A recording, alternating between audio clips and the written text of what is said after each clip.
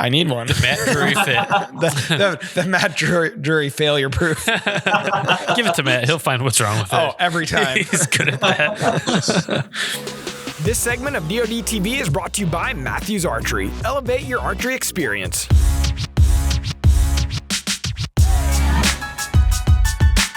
What's up, everybody? Welcome back to the Drury Outdoors 100% Wild podcast, episode number 168. What's new at Mathews? I'm Tim Sheldrick. I'm Matt Drury. And we're happy to be here. That's right. And that guy, he's really happy to be here.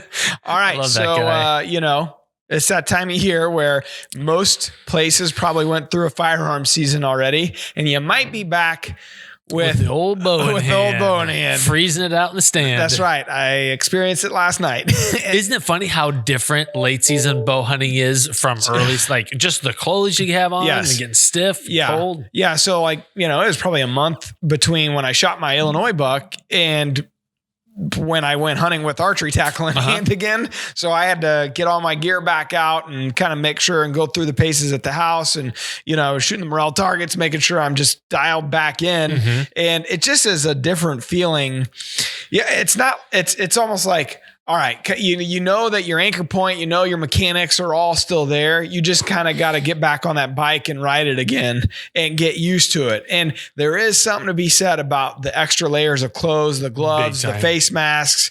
You got extra weight that maybe you're carrying this time of year. The old tendonitis or the tennis elbows, barking. It all seems like you're moving a little bit slower than you were in the early season. So you got to work out all those kinks again. And that's kind of where I was at. And I'm in that mode right now, just kind of getting back into form. And that's just where I'm at. I shot my VXR a little bit this weekend in preparation for an archery goose hunt this coming weekend. You son of a gun.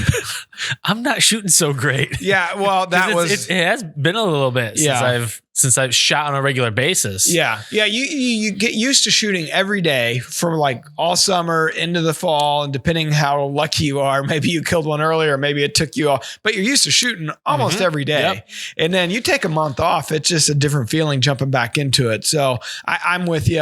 My groups aren't as tight and still generally speaking where I should be, but it's just different. It could be better. It could always be better. Yes.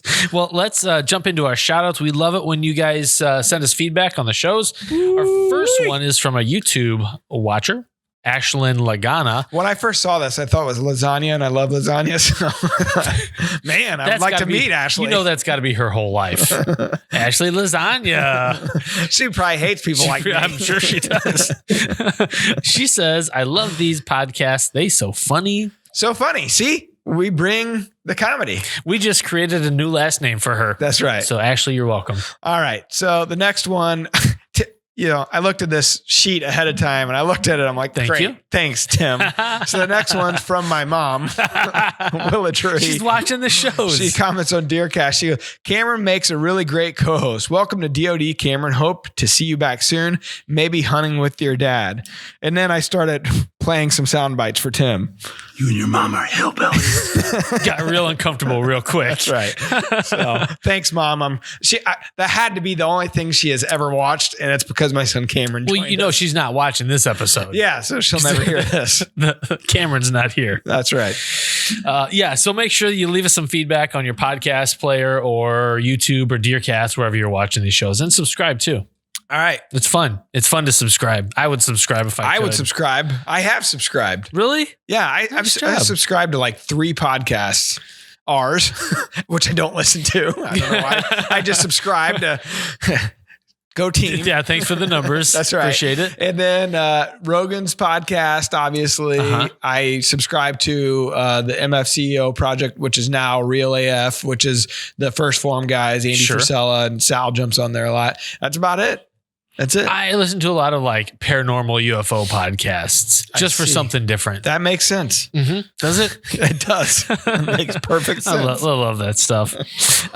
So let's not delay. So we're talking about what's new at Mathews. So when we're talking about who we're going to get on the show, we need someone behind the scenes. We need someone that knows their stuff. Yeah, so they just launched the new V3 platform back on November 17th. And, Mark, Terry, myself, Taylor was shooting the Prima. We had been shooting it all fall, and we just weren't allowed to show it or talk about it until they launched it, which is something they've done the last few years. They get that fall launch every year. Kind of a cool process. Yeah, but it's also hard for the people that are using especially when you have like DeerCast. We're terrified we're going to show something. Well, originally it was supposed to, like, some of the team were supposed to get it, and and I thought, this seems like a liability. I had to sign an NDA, and it's like, all right, I can control Mark, Terry, Taylor, myself's content to an extent. I can't control the team members. Yeah. So let's just keep it to us and worry about them, once this thing's been launched. So we've been shooting the bow. We've had a lot of great success with it this year early on, especially in October. It was a great fall. Loved the platform. We got the VXR in the summer and shot it. And then when they sent us the V3, it was just a nice jumping off point to go from the VXR and kind of get introduced to the brand of the product. The similarities. And then go into the V3. So without further ado, who do we got on today? We've got the design engineer manager from Mathews, Mr. Mark Hayes. Mark, how are you? What's up, man? Guys, how are you? We're good. We appreciate you jumping on with us. I'm happy to be here. Mark is automatically better than us because he knows math. That wouldn't be hard for we're like monkeys with a calculator here at the studio trying to figure stuff out. 1 + 2. So tell us about how you came to Mathews. Like I'm fascinated by that world. Yeah, I'll keep it brief. When I was a kid, this is all I ever wanted to do. And so I actually started writing letters to Mathews when I was 15. And I did that every year. I got a letter back the first time I did it. And so that kind of just like built that fire. And so I just kept doing that, just persistent and kind of annoying, to be honest with you. And finally I got a call back to come do an internship here. And been here since I graduated in college in 2012. So wow, that's pretty awesome. That's a cool story. So persistence paid off. Mathews is going to start getting a bunch of letters, handwritten letters from people. People don't do that. It'll be emails. Lots of DMs and emails. Give me a job. That's great. And that's great though. And it's so cool. There are so many people in the outdoor industry that are here because we want to be here, because we're passionate about the pursuit. And I can't think of a more prime example than that. Yeah, for sure. I mean, everyone here is just super passionate about archery in general, from the target side and the hunting side. And that's really where the crop of ideas and things, like, we have some of the best archers inside this building and in our proving ground team that you could ask for in the entire world. And we get so much benefit from knowing those people and being them ourselves. Yeah. So what's your actual degree in? What do you go to college for? Philosophy. Mechanical engineering. Oh, okay. That makes sense. All right. So let's jump into this. You guys, how long does it take? I got to know how long, like, are you already working on next year's new launch? Like, how long do you guys take to create the general idea and then go start working on the engineering from there to have these new big product launches? Yeah, so it's really two paths. And one of the main things I can't stress enough is that Matt has been and is the main head designer. I mean, he has just an absolute gift for designing archery equipment. And he's been doing it for his whole life since he was a kid in shop class. And so, ideas come down two paths. It's either Matt's just his genius and his flow, or it's an idea that we've been developing for a few years that we're just waiting for the right system for it to go on. So an example of that, we'll get into more details later, but like the roller guard is something that we've had ideas about for a long time, but we're waiting for the right system that it fits on. And, the V3 was the one for the center guard that it just, everything came together correct when we put it all together. And so it's kind of a mixture of Matt's just flow and just, he'll go through prototypes daily. I mean, he's just flying. He has his own personal machine shop. And so we do all our own testing in-house. We have cycle testers, we have efficiency measure, we got our Instron, we got all that stuff, and he's flying all the time. And so in our group, my group is just really his support. So whatever he needs. An idea could be years and years in development, or it could be part of that flow and just how fast we move. And that's really, I think, what sets us apart is that system that we have developed. So the roller guard is probably one of the most newly iconic pieces to the V3 platform. But let's take a step back. And first, because roller guard's been around for a long time, and in my lifetime, I've seen them go from like a cable slide to something that's got a lot less friction. What does it actually do? Why is it even important? Why is it even on a compound bow? Yeah, so the basic form is just get the cables away from your shooting path. You have cables that sync your cams together. You need to get your fletching by. And so like at the simplest form, that's what a cable slider or roller is going to do is pull that over. Now, you're putting tension on the system when you do that. And so roller guards, like you said, decrease the friction. So that was an improvement. And then in 2012, we did a reverse assist roller guard, which if you look at everything else in the industry, as those limbs pull, those cables actually get more tension. The angle gets even tighter. When you do a reverse assist like we've had since 2012, it actually decreases that angle, takes tension off the system. So you see people try to get around that with flexible roller guards, but if you could just take that angle and decrease it as the limbs pull back, you're taking a ton of tension off. And so when we went from reverse assist, which helps a lot, to now what we got now, the center guard, now you have the tension the same on top and bottom, and the angles are the same. So not only are you decreasing tension in this whole system, but you're actually improving the cam timing, because instead of an offset cable guard, you have one that's right in the center of the bow. So on most bows, where does that cheat? Like, does it cheat high or a little low? High? Okay. Yep. It'll shoot. Yeah. So normally, and you can look on you had VXRs too. It came above the grip. Now we knew of this offset problem, so there's things that we did that we had different size rollers and everything. We compensated for that, but it's never perfect. And so like the center guard this year is where that came together, where it's now finally in the center and perfect, and still actually an added benefit of more vane clearance, which like we started, that's the simplest form of that, just trying to get those cables out of the way of the string or out of the arrow. Will a typical whitetail hunter see a performance improvement from an iteration like that? Well, the key is like the initial setup.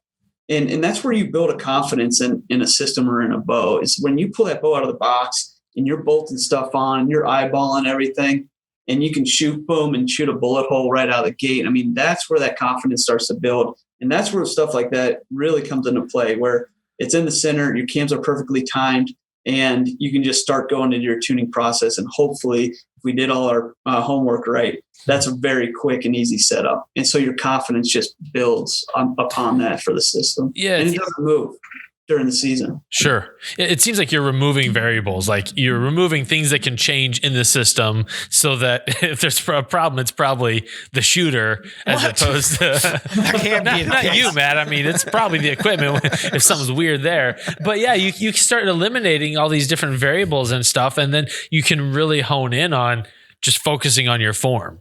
Right. And it's a long season. You guys were talking at the beginning. I mean, we're now into late season hunting. And so you need a bow that's going to stay where you left it when you were shooting every day in the summer. And that's another thing that we built into the system, is just to be as robust as possible so it can last as long as you're out there. Well, like that V3 that I have, and I guess Mark and Terry are in the same boat. Like, I'm so used to getting a bow and like, I take mine over to Mike's archery and tackle there in St. Peters, Missouri, and he's a Mathews guy, by the way. And so, I don't think he has any other shirts. Well, no. So like he had been helping me with my PSCs all those years. And now when I went in there and I kind of gave him the news, I was like, hey, this is top secret, but this is what we're doing. He's like, oh, he gave me a hug.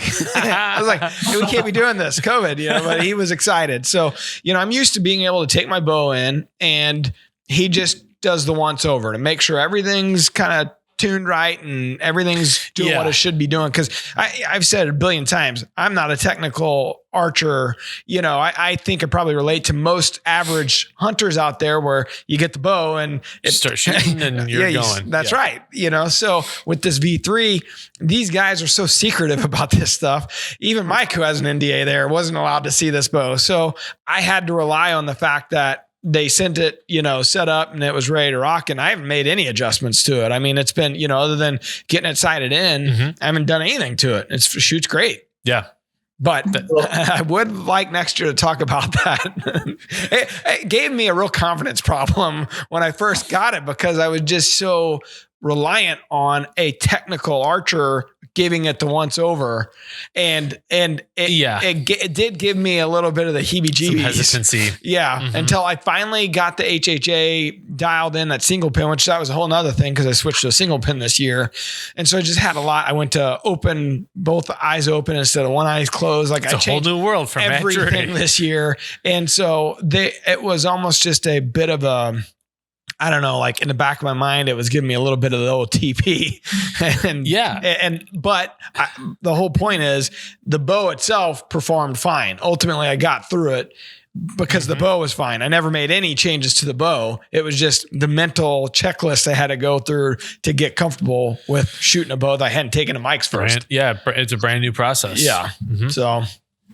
Well, and I mean, we rely on our retailers so much, and that's what it's all about, is having a trusted guy. And just so you know, next year, yours went through our engineering tech, Justin Jotham. He's the man. I mean, and so all your bows go through him. And I can't imagine that out of the box, it was perfect, because that's how he does every single one. Yeah. Like I said, I still haven't taken it. As soon as the announcement came out, Mike's got Cameron that works at Mike's. He's like, hey, he texted me. He's like, Mike wants to know if he wants to take a look at the bow. And I'm like, actually, it's shooting fine. I don't think you need to. Good. So we're good. Right now, Mark, there's a lot of talk about like short axle to axle, long axle to axle. Like what's the typical thinking has been longer axle to axle is better for out west, and distance shooting shorter is better for maneuverability in the stand, maybe in the Midwest or the East. Like personally, where do you come down? Is there really a difference between that 27 and 31 inch draw length? Or not draw length, but axle to axle? Axle to axle, yeah. And so traditionally, I mean, those two numbers are traditionally both short bows. But we're calling the 31 our longer, stable one, and our 27 our compact. And, the name of the V3, people can read into that, but we've been going a certain way in the past few years, and that's a long riser, short axle to axle platform, because in our opinion, we've been measuring the wrong thing. You're right. Traditionally, that the long axle to axles are your stable bows, and you see we got a target line from 34 to 40 inch axle to axle that we win a bunch of tournaments with. Those long bows are traditionally more stable. In a hunting situation, that's not ideal though. Mm-hmm. And what we know and what we've been working on is that your stability comes from that long, rigid riser. And so as our bows progress, we have a 31 that is closer to a 34 to 35 inch axle to axle bow and riser length, but in a compact pass parallel 31 inch axle to axle. Similarly, on the 27, that's a number that we would have never touched. I mean, that's just so short because you are going to give up a lot of stability on that. However, with the V3, we got a riser that's closer to a 30, 31 inch axle to axle traditional bow in a 27. So you're getting the compactness that a hunter needs, but not giving up any stability. And we have two for whatever style that you have. Mm-hmm. If you're in blinds or if you're spun stock or you have it on your back a lot, that little 27, that's the one I shoot. That's the one right here.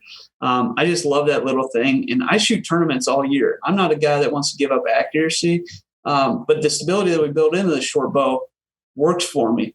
Now, if you're max stability, regardless of size, that 31 is going to shoot. And I think that thing could win tournaments. Mm-hmm. We give it the hunting bow name, but that thing is stable and crazy accurate. So, but it's really the way we're going. That long, rigid riser is so important to stability and accuracy. When you say pass parallel, so you're talking about kind of where the limb pocket is and then where the axle sits relative to that.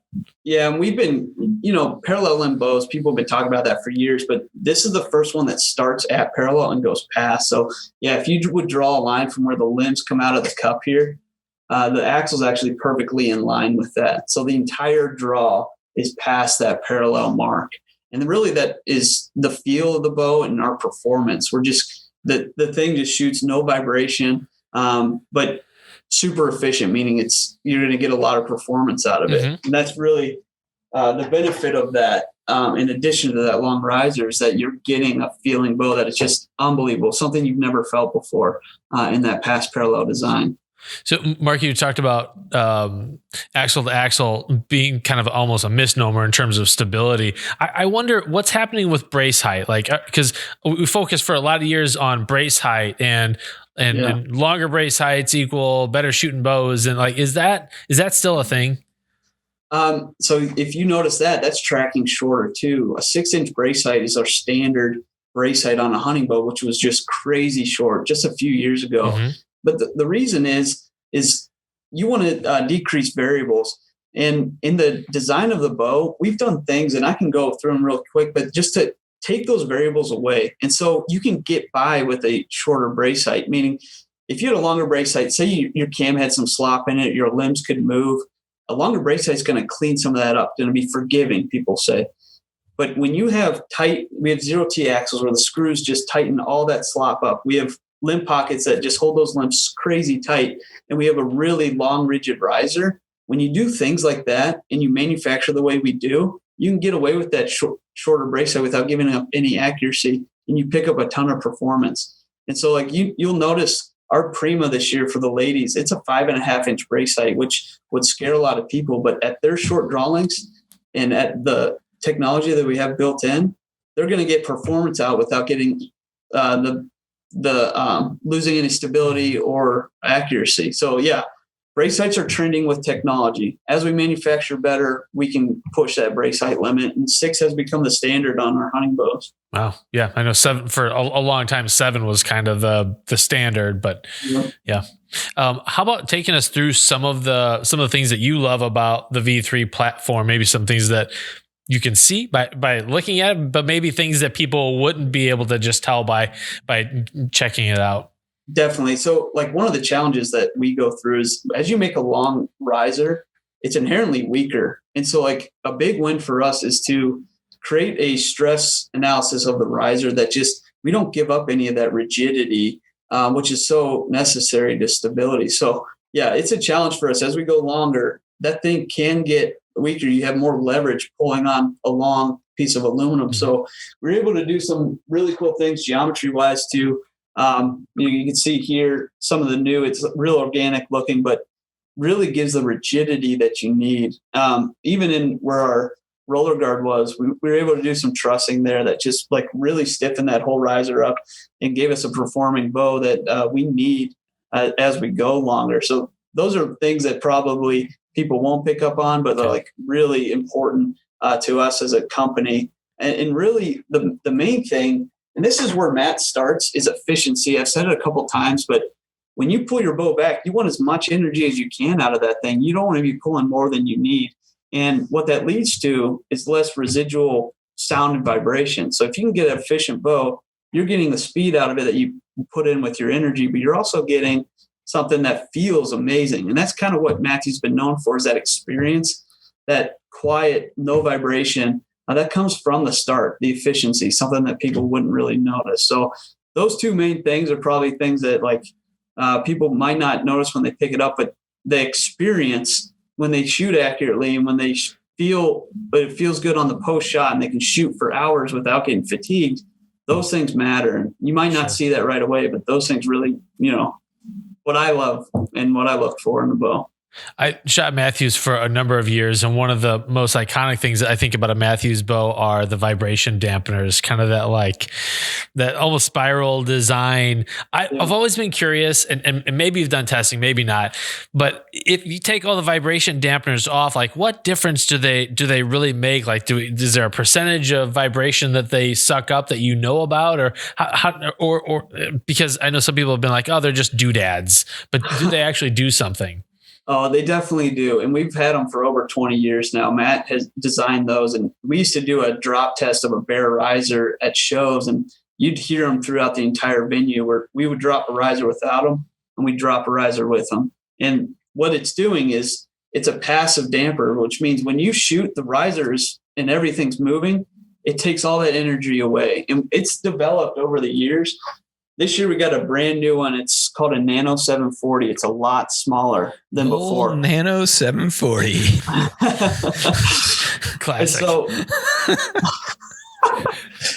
but what that does is, as an engineer, you're trying to like take that technology and just squash it in the smallest, most compact thing you can do. And that's where that small size, it looks better on the bow. It's more streamlined, but we couldn't give up any performance because that's what we're known for. Like you said, a Mathews bow because of those dampers. And that's what this did. It's a brand new weight, proprietary rubber that we use, but this had a brand new vibration platform that we've never seen. So like we had to develop this damper just for the V3. And every system has a different vibration platform. Or profile, I should say. And so as the bows change, so do the dampers, but they're always made to get rid of the maximum vibration as you can, because that's that experience that you will get fatigued if if your arm is taking all that vibration without the damper taking it. So sound and vibrations, like that's something we love to develop. Would you kind of take us through the weight of the bow a little bit and kind of the thoughts behind that? Because I was, had been used to shooting a carbon bow, so it was a bit of a, I guess an adjustment going into a heavier bow. But like, Mike at the archery shop was telling me all those things, like even the kickstand you guys have, the limb legs, the limb legs, everything's kind of built in to help, I guess, steady your shot to a degree. Can you kind of take us through that and the process and kind of the thought behind the weight that you guys have to the bow? Yeah. And we've had light bows in the past. I'm thinking back to the Helium 2012. This is a 3.5 aluminum bow, which was something that we did just to prove a point that there's other materials out there, but we know aluminum and we know the benefits of it. But as you get a bow that's that light, it is difficult to have that thing to be steady sometimes. And so it's always a give and a take. We like to build in robustness and something that's going to last, like I was talking about earlier, that's going to last all season, stay in tune. Things like that that we build in do add some weight, but what you get out of it is stability on the aim and just performance over the long haul. And so, but we did do some things this year on the V3 that we did actually save a considerable amount of weight. The 27 is 4.29 pounds, and that's a real weight. A lot of the weights on spec sheets, we're not sure how they get those, to be honest with you, because if you put that on scale, it's not that number. This is a 4.29 bow in the 27, which shaved a ton of weight off. We had a 28 last year, VXR, that was 4.44. And so that came all on the limb and the limb cup design. But we do not want to give up any robustness and any stability. When you're aiming, if you look at some of those target bows guys are shooting, they're shooting tons of weight on their stabilizers, right on the bottom of the riser, all that stuff. And that helps with your aim and your stability on the shot itself. Your shot is pretty violent. It's accelerating that arrow quickly. And so you need a bow that's going to be stable in that split second that it's launching it. A light bow will tend to rock around your hand. And so having a little bit of weight in the right places on a bow is key. It seemed to tighten my group up is what I felt like. It just, I guess I never realized that I was maybe moving more, at the shot than I should have been. And that's what, to me, it seemed like, yes, it was heavier, but it almost steadied my aim to a degree. It's kind of the challenge with a light bow is that it's more reactive to every little input that you give it. Well, the other thing is that reverse stabilizer. I've never shot one before, and I know like tournament guys do, and a lot of hunters out there do. I had never done that before, but this setup, it's kind of pretty much made to have one of those. Sure. And Mike really recommended it. And that has seemed to help me a lot too. I don't know what's the thought process behind that. Same, just having that back tension weight, or what is it? Everyone's a little different. Your muscles in your arm and how you grip the bow, all that stuff's different. And so it's going to be an individual thing. But what a back bar traditionally is doing is two things. One, to slow your pin, what you're talking about on your aim. And like you said, Tim, as you aim and any input that you put in, you're going to see that in your sight picture. So slowing that pin down, adding weight where you need it. Also, getting quick to a bubble is important. I know you guys, when you pull your bow back and you're getting on a deer or on a game animal, I mean, you got to be quick to get in your peep, get to your kisser if you have one, and make sure that bow is level. So if you have a sidebar where you maybe naturally tilt in, that sidebar or wherever you put it is going to help you get level super fast. And so what I recommend is you pull back with your eyes closed and you open them up and make sure that your bubble is level. And that's really like side to side where you want to put that back bar. And it's always a give and a take. You're adding stability, but you're also adding weight and length. And so it's always a balancing act. But yeah, you're right. I mean, when you shoot something with a back bar, it is going to be more stable. And I was saying, when you fire that arrow, that's really going to resist that twisting that I'm talking about. That when you accelerate that, having weight further out and low keeps that bow stable during that process. So yeah, group should tighten and your pin float will slow down as well. Now I don't shoot one though. I shoot one on a tournament bow, but I have to have that thing right in because I don't have any tilt in like a lot of people do.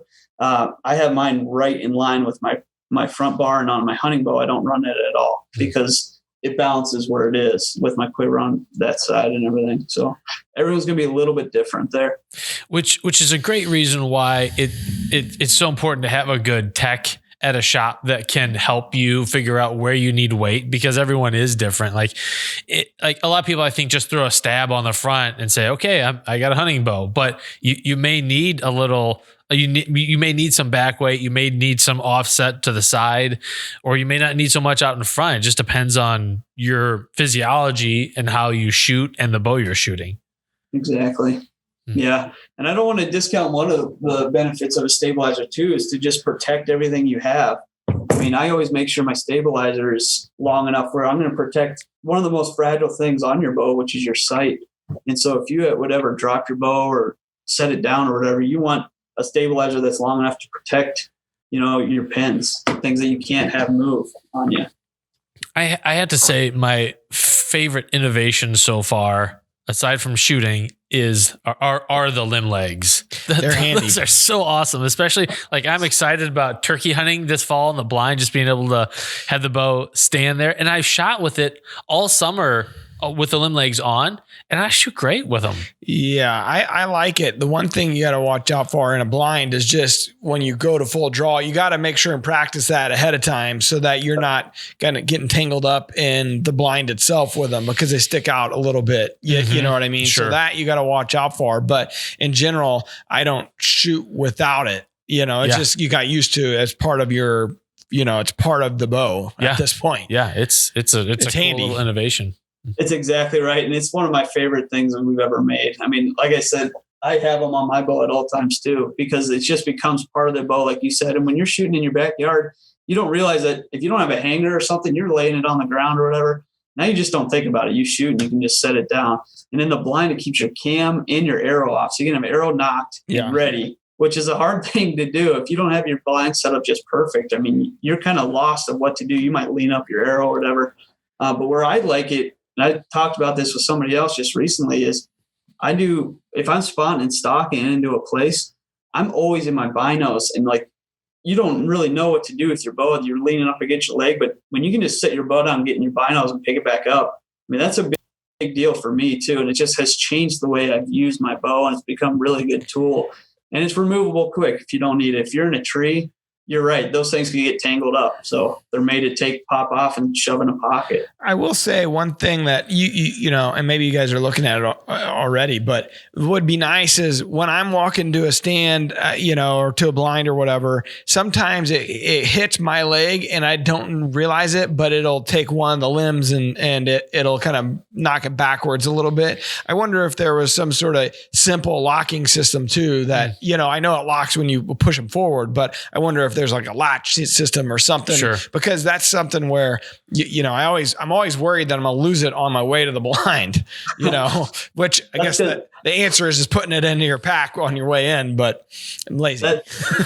That's actually a product of you being part of the proving ground, Matt. So you guys got a prototype bow, colored like the last, but yeah, that was a thing, but that's a brand new cup for us. And it was a little bit looser. So it was something that we addressed. We heard a lot about that from the proving ground guys. So there you go. It's improved on the production bows.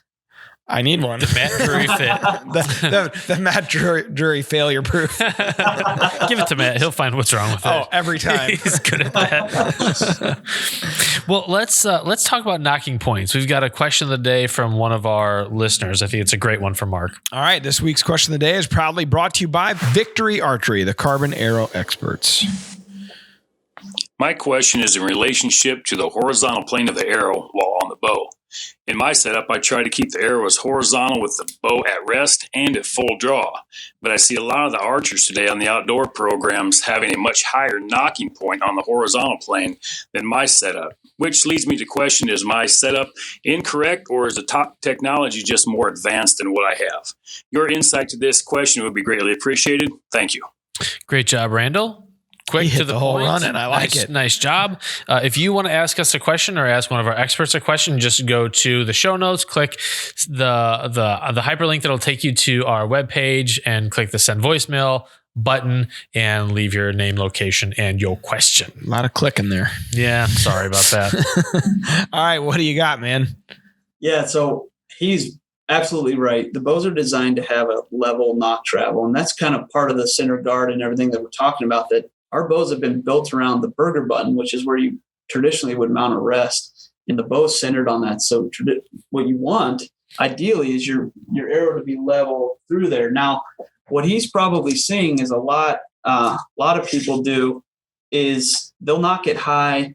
Mine's perfectly level, but they'll knock it high as kind of a Band-Aid to some of the tuning issues that can come up with bows. Maybe your cams aren't timed right, or you're shooting too stiff of an arrow, is really what it probably comes down to, is that a bow is going to like a certain spined arrow traditionally, and the one that shoots right out of the middle of the bow is going to be your right spine. If you have something that's a little bit on the stiff side, you will have to knock it high, and that's based all on your paper tuning. So when you go to a shop and you're shooting through paper, your arrow will shoot a high or a low tear, and you'll have to keep moving it up to get that thing to be a perfect bullet hole. That's probably either you have too tight of a loop, or you have too stiff of an arrow, or your cams aren't timed. So if you fix those things and you shoot the right spined arrow, the bows are made to shoot perfectly out of the middle of the bow. So Randall's bow is like that. He's got a good one. He's got a good tech working on his bow. There you go, Randall. Boom. Nice job, Mark. You should do this for a living.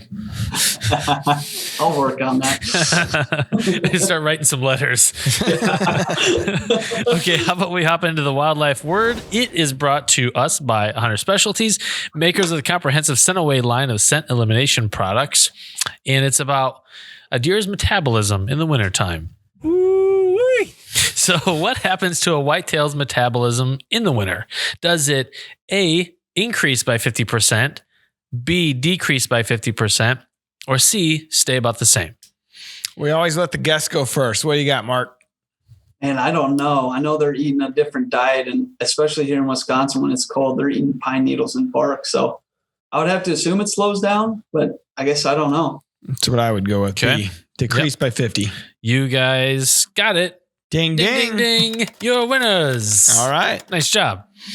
Yeah. Some people, it's a little counterintuitive, and you think they have to burn more to stay warm, but typically they just kind of hunker down. And Mark, you're right. They're eating kind of lower calorie foods. Well, and that's why, our strategy switches so much in the late season. They're going back to that food to bed, bed to food pattern, and they're not staying far from that food at all. I mean, they're traditionally hanging right off of the food source. So they don't move a whole heck of a lot, whether the food source is acorns or whether it's green food plot or grain or whatever the case may be. Or you get a big snow and they just hunker down because it takes them energy to push through that deeper snow. And I mean, literally calories are life and death for animals. And if they don't get them, then they don't make it through the winter. Some of us get too many in the winter. Well, that's a different kind of death by calories. That's right. Got too chunky. Sweet. All right. Well, Mark, is there anything else on the horizon that you can tease for Mathews before we close out here? No, definitely not. I'd have to kill you guys if I did that. Okay. But next year, we're already working on stuff. We're excited, but we're, the V3 platform and the Prima and the Alice. I feel like we've really made bows for everybody this year. We're really excited to see how they do, and they've already performed super well this fall. So hopefully another good year. Matt killed a deer with one, so It's gonna be good. it's good. That's right. I killed 2. So take that, Tim. In my face. Great. Well, thanks everyone for watching. We appreciate you tuning in. Mark, thanks for your time. We appreciate you. All right. Thanks, guys. Till next See ya. time. Peace out. We're adding new videos every week, so make sure to click that subscribe button and check out all of our amazing content. This episode of DoD TV was brought to you by Mathews Archery.